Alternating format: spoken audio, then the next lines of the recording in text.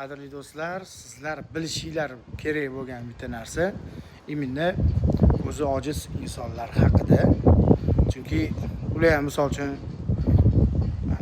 atilabdan ko'zi ojiz bo'lmagan Allohning bir ular ham sinovdagi bandasi. Mana hozir bir narsa so'raymiz. Umid aka, Bo'ladi.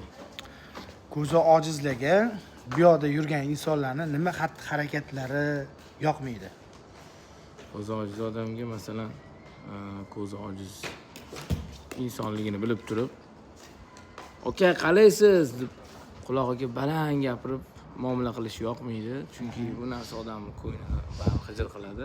Keyin ikkinchisi mensimay so'rashib, mensimay muomala qilishi, qanaqadir bir pog'ona pastda ko'rish yoqmaydi.